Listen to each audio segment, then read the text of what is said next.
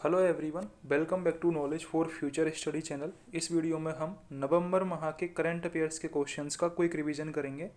अगर आप चैनल पर नए हो तो चैनल को सब्सक्राइब जरूर कर दें, बेल आइकन को जरूर दबाएं। पहला क्वेश्चन है, 1 नवंबर 2020 को नाटो ने किस देश में अंतरिक्ष केंद्र स्थापित करने पर सहमति व्यक्त की है। इंपॉर्टेंट क्वेश्चन है, आ सकता है एग्जाम में। तो नाटो ने जर्मनी में अंतरिक्ष केंद्र स्थापित करने पर सहमति व्यक्त की है। 1 नवंबर 2020 से भारत के किस रेलवे जोन ने बैग ऑन व्हीकल्स सेवा शुरू की है। तो करेक्ट आंसर है इसका उत्तर रेलवे। उत्तर रेलवे ने बैग ऑन व्हीकल्स सेवा शुरू की है। कब से? 1 नवंबर 2020 से। 1 नवंबर 2020 को किसने कैशलेस भुगतान को प्रोत्साहित करने के लिए रुपे फेस्टिवल कार्निवल शुरू किया है। तो करेक्ट आंसर है इसका एनपीसीएल। एनपीसीएल ने रुपे फेस्टिवल कार्निवल शुरू किया है कैशलेस भुगतान को प्रोत्साहित करने के लिए। ठीक है, तो तीनों ही क्वेश्चन इंपॉर्टेंट थे। नाटो ने जर्मनी में अंतरिक्ष केंद्र स्थापित करने पर सहमति व्यक्त की है। बैग ऑन व्हीकल्स ये उत्तर रेलवे की परियोजना है, और कैशलेस भुगतान को प्रोत्साहित करने के लिए रुपे फेस्टिवल कार्निवल एनपीसीएल ने शुरू किया है। ठीक है, अगले क्वेश्चन पर चलते हैं।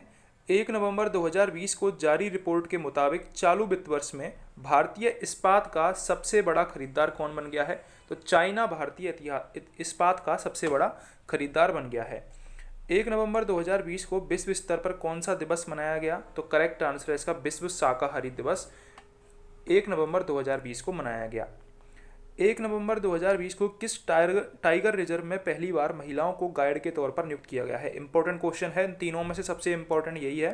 कार्बेट टाइगर रिजर्व, यहाँ पर सबसे पहली बार महिलाओं को गाइड के रूप में नियुक्त किया गया है। बहुत इंपॉर्टेंट क्वेश्चन है, एग्जाम में पूछा जा सकता है आपसे किसी ना किसी एग्जाम में कि पहली बार किस नेशनल पार्क में महिलाओं को गाइड के तौर पर नियुक्त किया गया है। तो टाइगर रिजर्व है कार्बेट टाइगर रिजर्व, जहाँ पर महिलाओं को गाइड के तौर पर नियुक्त किया गया है।